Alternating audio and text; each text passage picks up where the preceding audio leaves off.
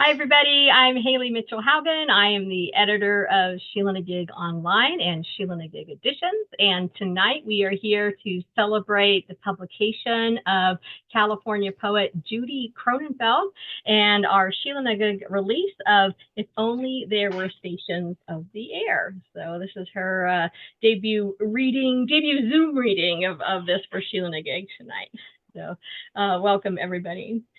Judy Kronenfeld's six full-length books of poetry include Groaning and Singing from Future Cycle, Bird Flying Through the Banquet, also from Future Cycle, and Shimmer from World Tech.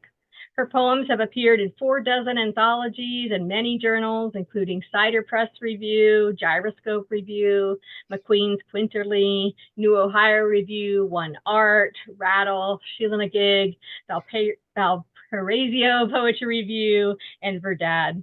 Judy has also published criticism, including King Lear and the Naked Truth, published by Duke, short stories, and creative nonfiction.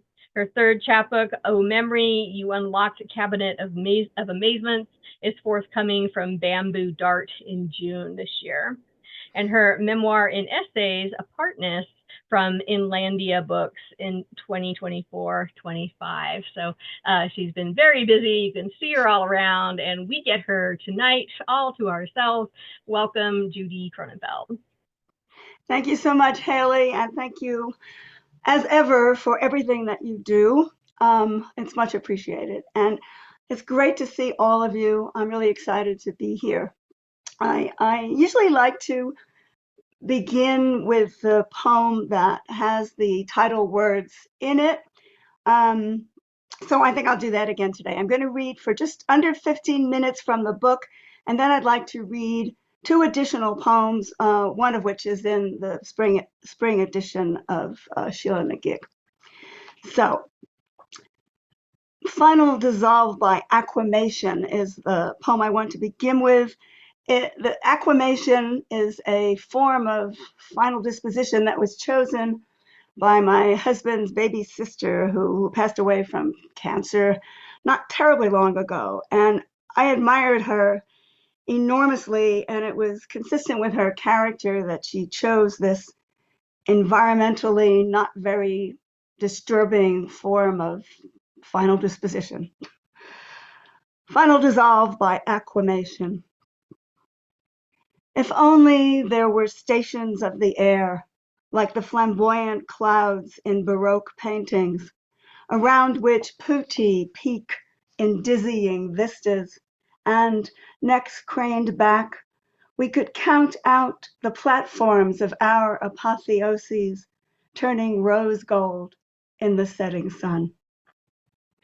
If there were ladders like Jacob's, each rung festooned with bluebells and fuchsia, like something out of Fragonard, each step a light bounce upward, easy as the breeze, as a chorus of countertenor angels sings. But no, bitter as a slap against the cheek by the hand of someone adored, that last crossover, at first impossible to absorb. From spirit, our beloved's animated face, her moving hands, her joys, to 2% of her original weight in white ash.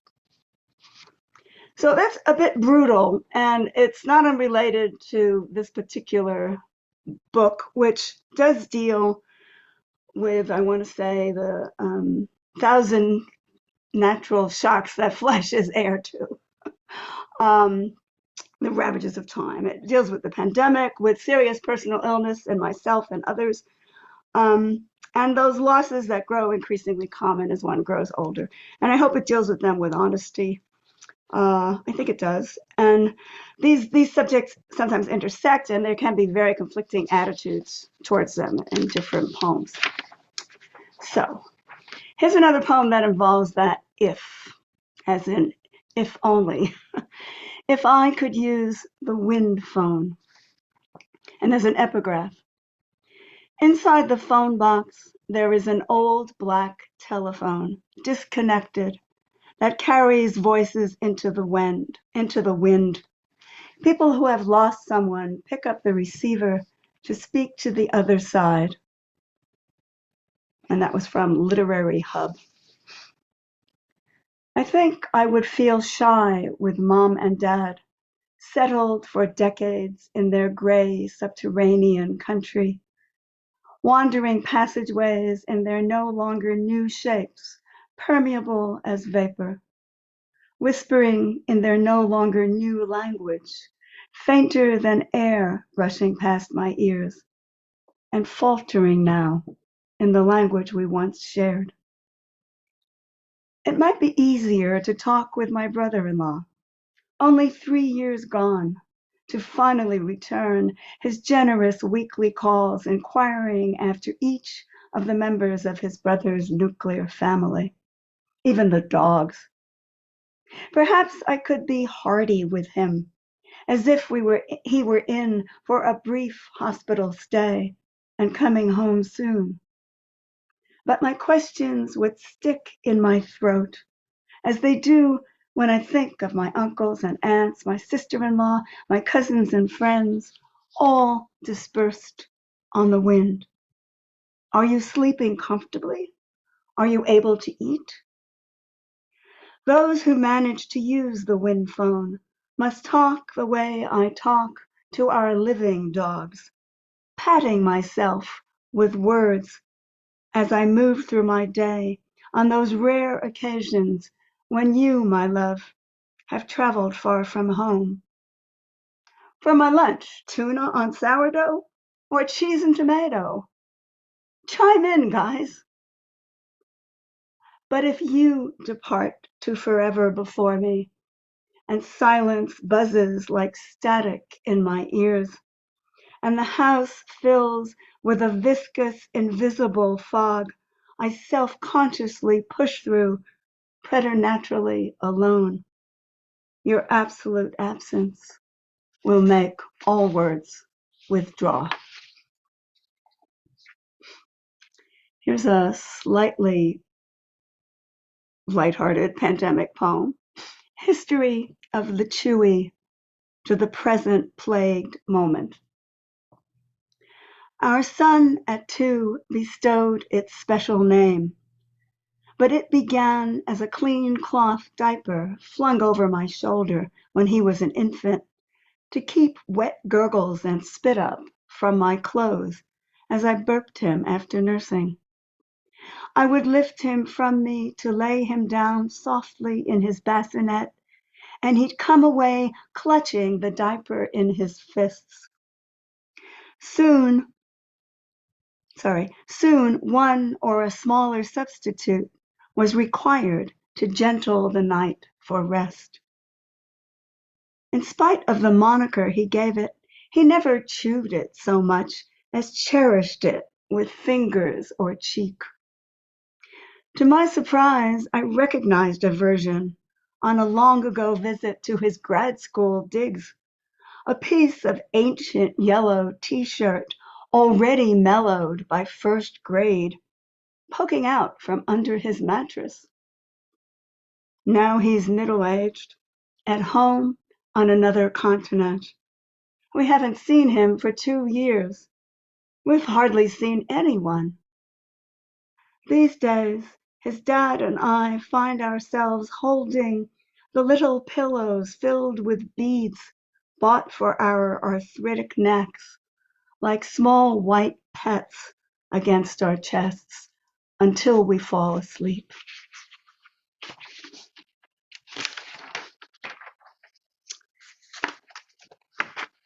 Going into one of those difficult subjects, after and before. Yesterday, the flash supernova of the likely diagnosis almost stifled in my husband's arms. I didn't want, the moment he gravely said, "You know I'm here, no matter what." How much I needed to push him away or have him abscond with me into before. How lucky I am in after to have him, though imprisoned in the citadel of my own skin. Today, a prearranged visitor muffling the humming silence, the as if of the four so close.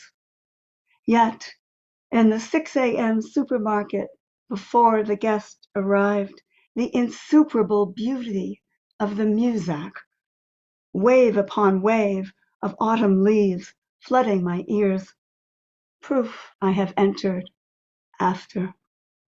Now, at 3 in the morning, I wake flailing, pitched into a boundless sea, fear like water filling my mouth.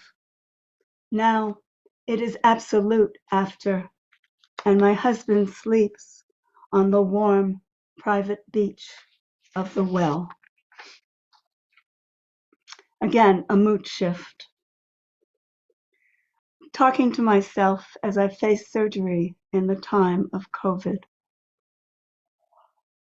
When I awake here in the mansions of the living air, not yet having had to stoop under that lowest marble roof in that crowded neighborhood of relentless views, maybe even the rude stranger pain will be welcome proof that I still am. And if, when my eyelids flutter open, I'm shaky outside the stanchions of the beloved every day, if I'm estranged a little from my tube-drained chest, let me remember how the wiry fingers clenched tight at my sides once smoothed the silken crowns of anxious children and stroked the warm bald dome of a confused and frightened father. Let me hold my own hands gently in my heart as mothers clasp the tiny, perfect fists of newborns. And a tiny poem follows that.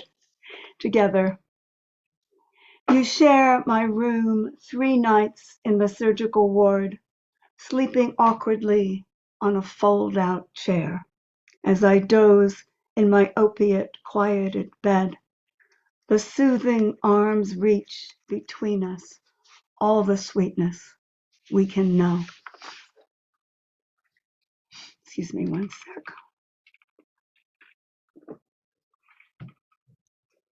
Animal knowledge.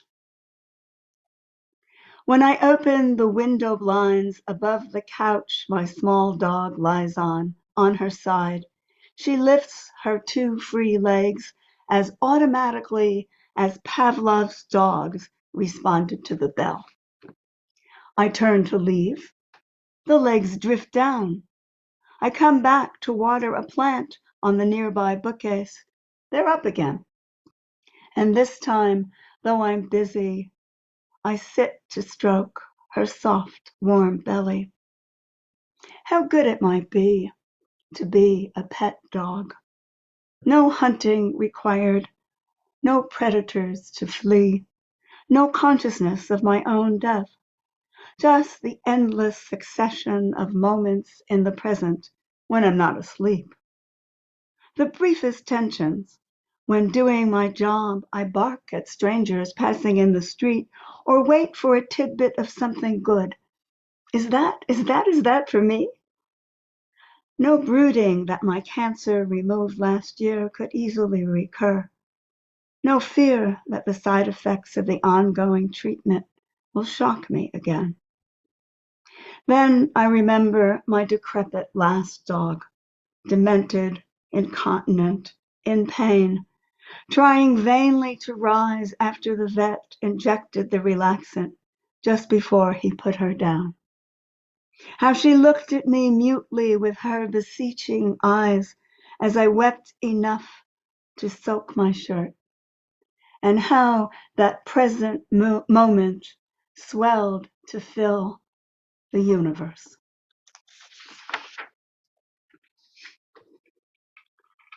Another kind of common loss, a friendship, though it can happen when we're young as well as when we're older. Broken communion.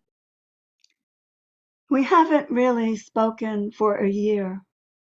Thinking of that, I feel oddly dispossessed, like those Paris bridges quite suddenly stripped of tens of tons of engraved padlocks, standing in for steadfast attachments, keys tossed into the Seine, that threatened the collapse of the structures they hung on. Friendship, like love, can crest, then flail, then fail. For 40 years we were locked by the accidents of common circumstance. For 25 years or more, our posse of kids hung out together like siblings. For almost 40, our husbands shot the workday breeze. Our calendars were dotted with joint dinners, campouts, holidays, trips. Is there an inventory somewhere of the confidences that poured from us, fueled before we quit by cigarettes and brandy? My heart spilled out in conversation, lost its melancholy, was refreshed as spring-cleaned rooms, thoroughly dusted, swept, scrubbed, aired. Gradually, our weaknesses became less mutually off limits. Our trust thinned and turned almost to distaste. Our friendship began to feel like too close weather, impeding airflow and easy breathing. I haven't collapsed from the freight of my late affection, or from affection's absence in my sometime friend. Perhaps, after all, we weren't a great match. Yet here I am, with all my tired furniture, reviewing what seemed like connecting and being revived. I'll read 2 more short poems to complete the reading from Stations, and then 2 longer poems, including that one in Sheila. Here are the short ones. The old story never loses its capacity to shock. Yesterday, the huge laugh spilling from his throat, glorious at someone's joke, and everyone's pleasure redoubled by the raucousness. Yesterday, triple cream brie, lavishly slathered on chunks of baguette, luxurious on his tongue, devoured with such appetite, chased by a generous swallow of champagne. Today, after the call, the molecules of air no longer effervesce. How still it is. Anticipation. In the dawn chill, in the too quiet late afternoon, separation waits. I will rush from our bed or my desk to find you first, working the crossword at the breakfast table or pulling dandelions in the yard as the light fails. I will wrap myself to you close as gauze to heal the inescapable rift. Make us 2 birds, fellable with 1 stone. And I'm going to move on now to 2 longer poems, about a page or a little bit more. One of which, as you'll see, was in Sheila-Na-Gig. So the first one is from One Art in February of this year. And longer poems are often difficult in their strategies from short ones, like the ones I just read, obviously. Mind to fullness. With every fragment of my one precious dwindling life, I am trying to focus on these strawberries I bought for breakfast as I wash them. Enormous berries that look as if they've been given hormones like steers and heifers, and a little too crisp on my knife, I notice, as I quarter them into a bowl. Unlike the minuscule and profoundly sweet wild ones I would like to find in a hilltop patch in some idyllic future. Berries that would stain my hands as I stuff them 3 after 2 in my mouth, whose juices would dribble down my chin. I drag my attention, kicking, back to the present, marvel at the multitude of strawberry seeds on each piece, tiny, slightly quizzical eyebrows all over the red flesh, which lead me away to nature's contingency plans, her overcompensation for bad odds. The leathery pomegranate pouch packed with hundreds of arrows bejeweled in glistening, delicious ruby pulp. Frogs that produce 1,000-egg clouds. Fish that release millions at one go. And oh, the 100 little turtle hatchlings I watched on a video last week. Cheered by onlookers, they clambered out of the nest, then flippered laboriously over mountains and valleys of sand to the sea, where maybe 1 in 1,000 on a good day, or 1 in 10,000 on a bad, won't be scooped up by a barracuda or plucked by a gull. I'm trying to tug my eyes back to the cheerful strawberries in their white bowl, trying to haul myself with gratitude back to the warmth of my kitchen, back to my right arm, almost healed from a fracture months ago, actually lifting the bowl, back to your brightening eyes as I set the berries on our breakfast table next to the buttered toast. But love, I can't not see the ruined world, how it empties of deliciousness, brightness, and warmth, how it fills with the sounds of annihilation by enormous bombs, dulls to the uniform gray of destroyed cities, how irrevocably it numbs the starving and stunned, sitting on the mutilated ground, hunched over their fires, trying to bake a little ashen bread with the last of the flour.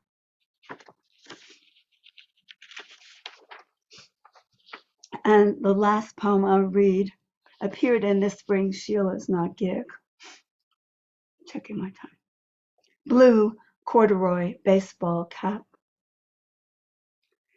The blue corduroy baseball cap I bought you years ago vanished after a brief trip. Strange how I had to make a place for its absence in my mind, and how our reunion with it had squeezed itself under the driver's seat of our car, made all right with the world. You lost it again some days later when we went to radiology for my routine but you never know test, and we had to backtrack to the clinic, though it would have been nicer to keep sipping our post-medical appointment reward lattes at our corner table in the cafe. The cap wasn't on the seat where you'd waited while I checked in, nor the one where you'd sat while I registered, nor the one where you'd finished your crossword while the ultrasound wand moved across my neck. Sorry, no one turned it in, they shook their heads at check-in and registration desks. But a sweet-faced woman at the exit noticed our downturned mouths and heard our laments. Reclaimed only to be lost again. Chirped, "Oh, I'll inquire in the back," and somehow returned with the hat. How luxuriously we wallowed in its stunning comeback. Lucked up twice in 1 week, as if a little kindness and attention could balance all askew ledgers and return everything ever missed. Gods of mercy and grief, I will bend the knee, I will bow down. I want you to know how thankful, how grateful I am for this velvety blue hat once again covering my husband's chilly bald head, from which recent memories are beginning to drift away, making me so afraid. Thank you all so much. So happy to be here. Thank you so much, Judy. Just wonderful, just really wonderful work. I've lost your book, but you all have been listening to Judy Kronenfeld reading from If Only There Were Stations of the Air, published by Sheila-Na-Gig Editions. Thank you for that just amazing reading. It's so wonderful to hear that even poems I don't know from the book, just hear them aloud, and that long one just really, I think, grabbed us all in. So thank you, Haley. We'll be switching gears now and welcoming our invited mic readers from Sheila-Na-Gig Volume 8.3, Spring 2024 issue. We've got 10 readers lined up, so a great lineup to complement Judy's work. And we'll begin with Robbi from California. I'm going to begin with one that was not published in Sheila-Na-Gig. It was published in Verse Virtual. It's A Golden Shovel with a line by Bridget Pegeen Kelly, the last line, or part of the last line of her poem Song. Regret. On this night and many others, just as I close my eyes, the whole past opens out forever, like the midnight sky, heart dark and deep. It is the night my mother dies in her sleep, and I am not there to slip the ring of hammered gold, worn thin, off of her finger. I touch this band, etched with unreadable signs, feeling its heavy sweetness. The second poem was in Sheila-Na-Gig, and it's slightly different from the version in the book. Ancestors. My ancestors became adept at leaving, traveling by ship, sinking low in dark green winter waves, subsisting on shreds of over-salted herring. They learned new languages, took on different names, yet carried with them the tales and histories that made them who they were. I imagine that they sang on the trip over, spinning wild fables in the ship's dark hold. But later, they had to go again. Each sanctuary gave way to the next. Even knowing what they knew, they hoped there would someday come an end to leaving. Thank you. I'm Marjorie Maddox, and last summer I was pretty obsessed with writing about my great-grandfather who was a traveling salesman, and then I got off writing about other types of traveling salesmen. So some of you may remember the Fuller Brush Man. Does anybody remember the Fuller Brush Man? Okay, there was certain psychology behind it in order to get into the door. And so this is the poem that was in Sheila-Na-Gig. Invited in. Well-groomed, bright smile, he waits for you to answer his confident knock, the sing-songy bell. When you peer out the cracked door, then unself-consciously swing the barrier wide, he steps back deferentially, recites as if for the first time, I'm your Fuller Brush Man, and I have a gift for you. I'll just step in for a moment. And that's it. Without knowing it, you've somehow invited him in, accepted his famous handy brush, agreed to a live demonstration on bristles and brush technologies, and all the sizes and shapes designed to perform those necessary but hard to reach filthiest spots right there in your own living room or kitchen that you already thought were clean, oh, so clean. but now you understand otherwise and allow the spontaneous seeming but carefully prepared audition to begin. Because, after all, the households of J.D. Rockefeller, Lyndon Johnson, Blondie and Dagwood, and Red Skelton endorse this hard-working, handsome man and trust their cash and their wives to him as much as they would, no more so, than to the milkman, the postman, the friendly neighbor Joe, the itinerant preacher, the handyman looking for a few extra jobs, the plumber, the electrician, Tom, Dick, Harry, George, Harold, Dave, Bill, Arnold, Jack the Ripper, taking a break from the city, and later John, Fred, Ted Bundy, creeping in while you sleep. Hello, I'm your fill-in-the-blank man, and I have a free gift for you. No need to trouble yourself. I'll let myself in and out. And then the second poem I'm going to read is, this is a book coming out from Kelsey Books. There's been a few delays, but I think it's going to come out finally in May. And it's all spelling mnemonics and grammar tricks. So whimsical poems like I before E except after C to remind you how to spell things. So I'll read one of these. And here's the image. I don't know if you can see the image that goes with it. A double helping of S, please. Yes, I'll take another S in my dessert. Another slice of strudel, an extra sampling of strawberry shortcake, a smidgen more of spritz, twin pecan tassies, double cheesecake snack squares. No, thank you, please. Not a single desert, that dusty Sahara sandbox where I crave scores of sibilations to satisfy this persistent thirst for all that's sweet and sugary. Thank you. Hi, I'm Patricia Clark. I think I'm next, and I'm in Grand Rapids, Michigan. I thought I'd read one that's kind of short first, and it has a gap down the middle. I don't know if you probably can't see it, but it's got kind of a river where I left a gap in the sentences. And the poem was triggered by something I read in the newspaper. I think it was the New York Times, about an artist. I'm sure this is true, that his art was, he would burn tires in a gallery, and then the smoke would leave images on the walls, and that was his art. And I thought that was really cool.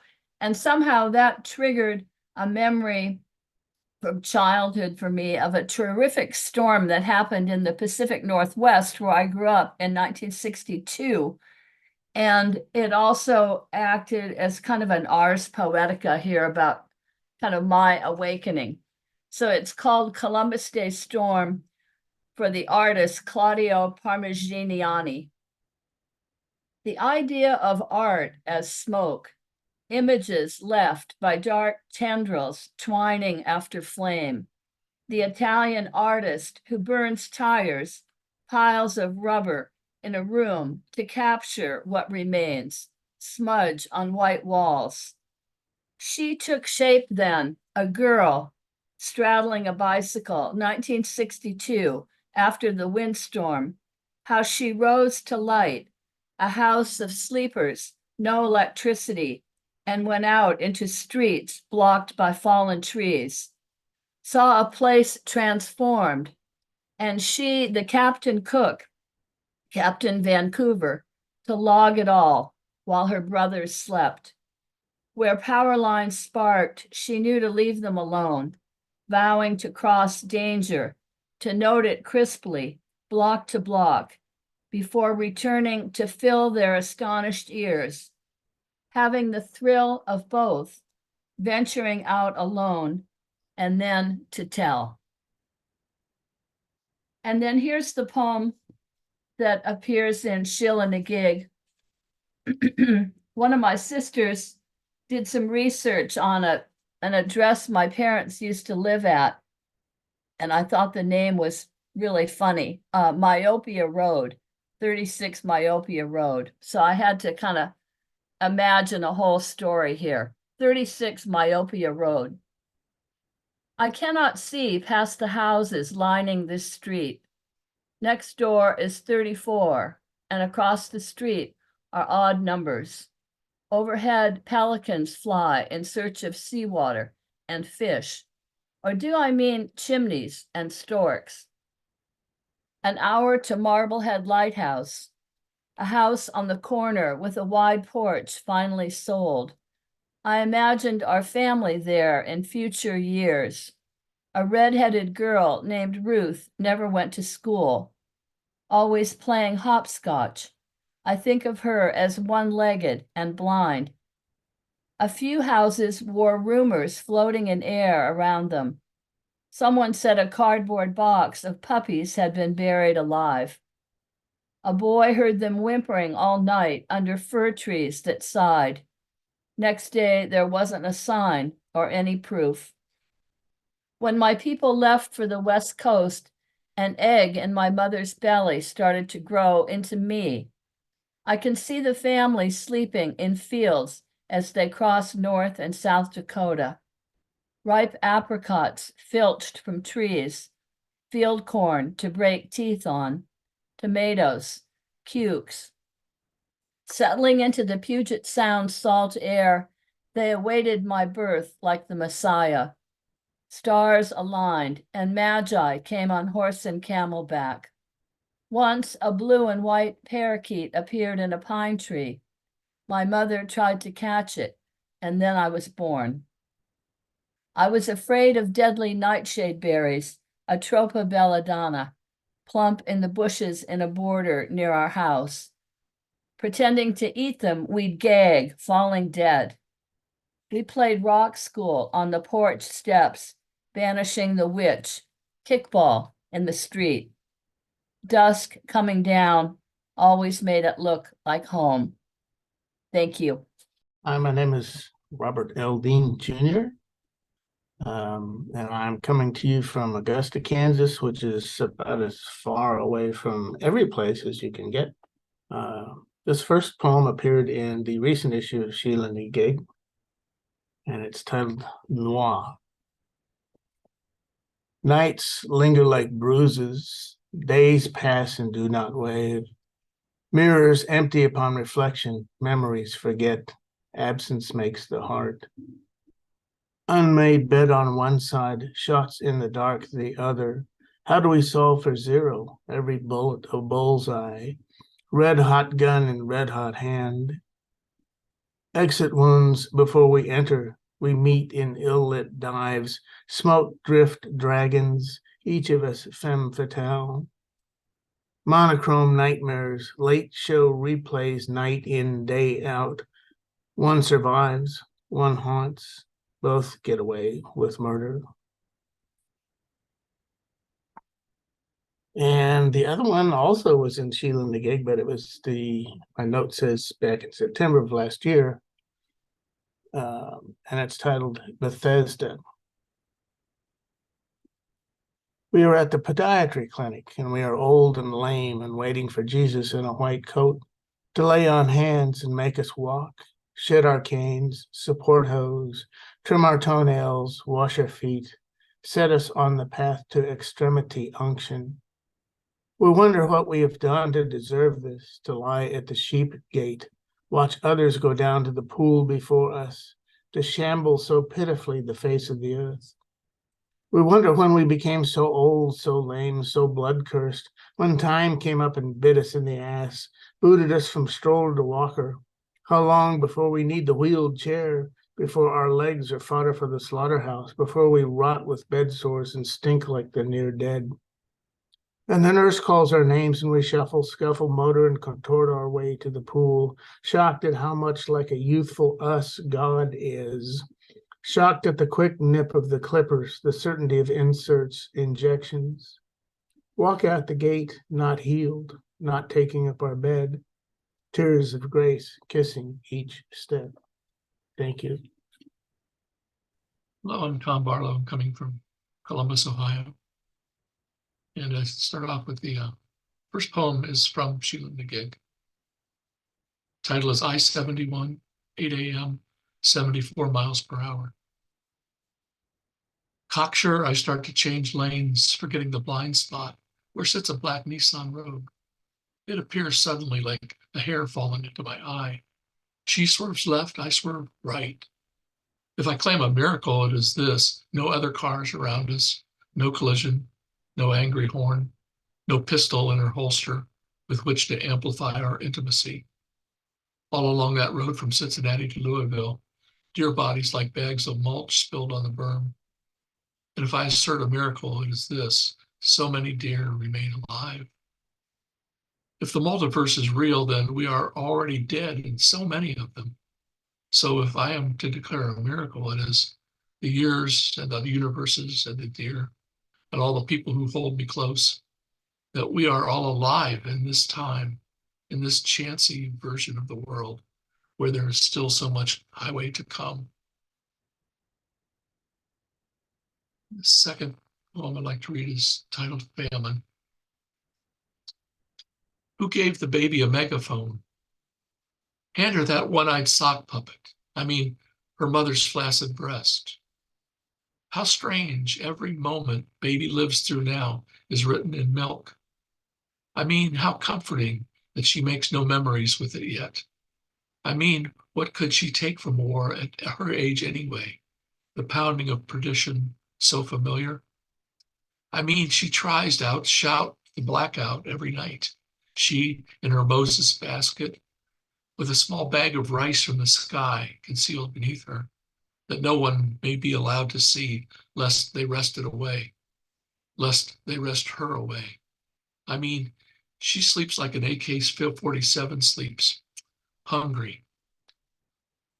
Thank you. Hi, I'm Penelope Moffet, speaking to you from Los Angeles. And my poem in the current Sheila-Na-Gig was written in Seattle in late November last year. It's called What Lakes Do. Sooner or later, you must make a decision, even if the decision is to make no decision. Just keep swimming like that coot paddling by, head bobbing. The wake it leaves a narrow V that widens into corrugated ripples, blending into no-bird ripples, the lake doing what lakes do.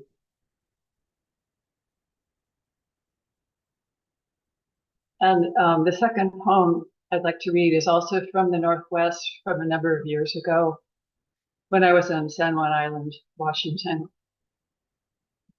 It's also the title poem of a new book manuscript I'm just starting to send out. It was published in Sausier Poetry Review a number of years ago. Fairy. This must be what faith is like. Knowing each night the fairy will come, an immensity of light parting the dark waters, an amplified voice advising passengers they've reached their island goal, having been carried safely from the mainland. Through a scrim of trees, some straight, some curving, some fallen, leaning on the others, forming a geometry of dependence that harbors other bits of light. In daylight, I can see the big ship steaming in, hear through my cracked open door, the waves striking the cove. But each night, the boat's a ghost, invisible except for the lights that define its shape, in patches through trees I no longer see, whose presence beyond the glass I take on faith, trusting the world does not dissolve in moonlight when I slide away in sleep. Thank you. I'm Cynthia Anderson, and I'm in Yucca Valley, California. And I'm going to read a couple of poems from my book, Arrival, which was published by Haley last year. This first one is called The Thing with Feathers. Lit by the waning moon, Great Horn repeats his four-beat cry. It takes all the breath in his beaked tower to build a refrain, then keeps sounding, a long solo with a long wait to be answered. You came into the world with that kind of faith, said what you were born to say, right on time, even though you kept your life small as a mouse while the predator swirled his head and watched for the run he knew you would make, your chances shuffling like a deck of cards. Then, just as suddenly as he arrived, the owl leaves and you're free to go. And this next one is called Blue Beetles, after Jane Hirschfield.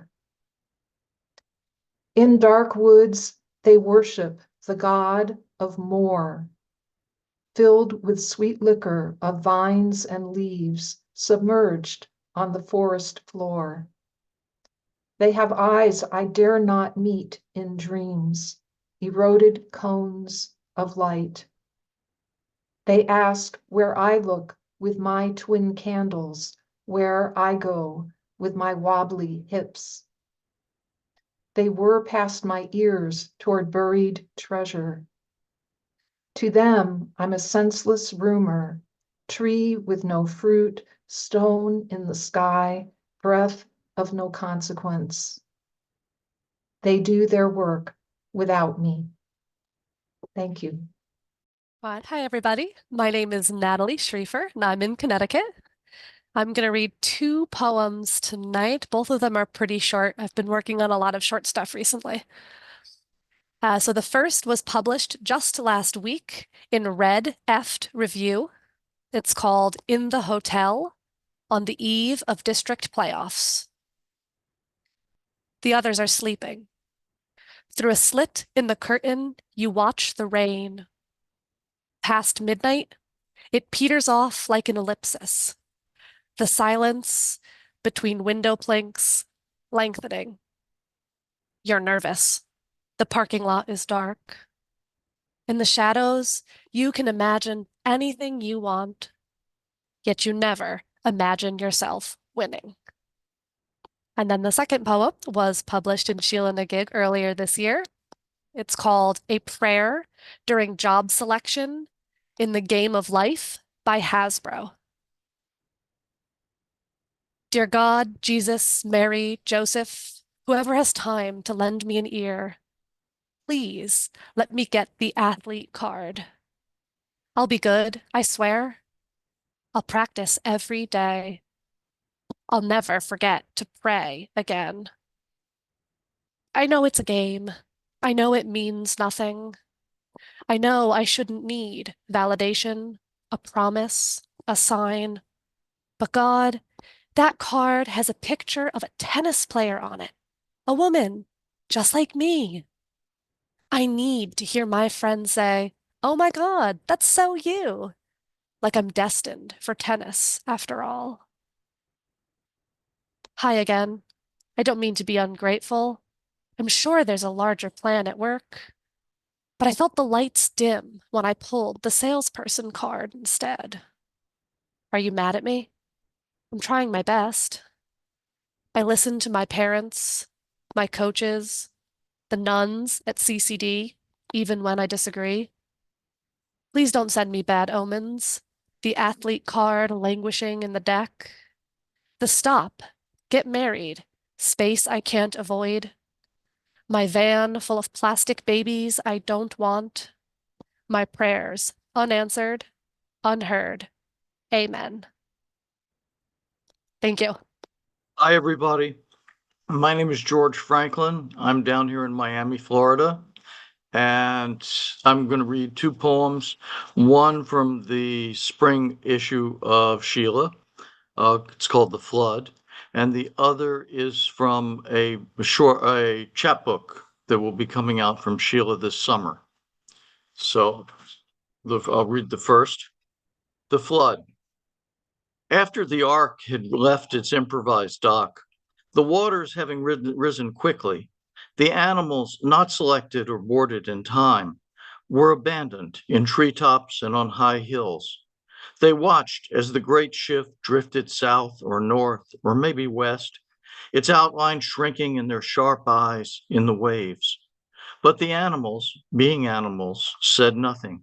For sure they knew it was unfair. All the fish would survive, even sharks and bottom feeders. But the parrots, with their red and yellow feathers, would tire eventually and fall out of the sky. And the lions and elephants would sink to the ocean's muddy bottom. Sand would come later. Spotted deer raced wildly for a while on the steep slopes, their hooves splashing water behind them. Dung beetles bored tunnels into whatever earth they could find, not because they thought it would save them, but only because that was their habit. A few hares tried desperately to procreate for the same reason. Why does no one praise the nobility of the creatures rejected by Noah? Many had waited in line for days. Some, the gnats and flies, had spent a lifetime buzzing in place, waiting to be admitted. They must have known that even the highest mountains would be submerged. But the wet, slow-moving tigers only paced in a circle, growling at nothing, as ordinary pigeons continued to preen their gray, iridescent feathers, and a troop of brown monkeys with large eyes and delicate fingers still picked lice from each other's fur and stared at where the ark had been. The next poem needs a little bit of background. It is part of a sequence about the Saint of Unbelievers. The title of the chapbook is What the Angel Saw, What the Saint Refused. The Saint of Unbelievers is a sort of Diogenes-like character. And I don't know whether in some ways he's martyrized by his unbelief.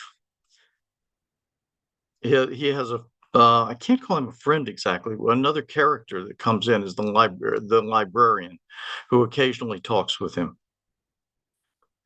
The dust of books. The Saint of Unbelievers does not read poetry. The librarian first tried to interest him in Rilke and Trakl, and then Milosz, but he was unsuccessful. So many words, said the saint, and for what purpose? The librarian mounted a strong defense, replying that poetry broke through smug certainties, opened the reader to realities beyond changing flat tires and pressing the keys of a cash register. The saint shook his head. The librarian, he said, had spent too long at the university, breathing the dust of books, drinking coffee, and chewing on the stubs of pencils. Reality is the cow bellowing when the calf is twisted inside her, her blood mixed with straw on the ground, and the farmer's wife left to do the butchering, the farmer drunk in the pasture. Reality, he said, is a cough, a fever moving through a village, or the cold slums of a city, confusion on the faces of the dying. The librarian struggled as he listened. He asked if there was nothing worth preserving, worth remembering. The saint shook his head, no. And the librarian stared at an old stain on the floor, books waiting to be reshelved. The most words can do, said the saint, is remind us of the clouded eyes of rabbits sideways in the snow, or the cries of a shop girl crushed by the weight of her employer's belly, held by his arms, his hand over her mouth. Then they do have a purpose, answered the librarian. Such as it is, acknowledged the saint. Thank you. I'm Frank Modica from Urbana, Illinois. My first poem was published in the spring issue of Sheila-Na-Gig, and it was inspired by Linda Paston's poem, The Cossacks. The Corsairs. For Sicilians, the Corsairs are always landing on the beach, so the discomfort I feel in my chest must be an impending heart attack. My father, before his surgery, spoke of plans and conversations, confident the outcomes would follow all the predictions of cardiac specialists who'd finish up the last suture before lunch.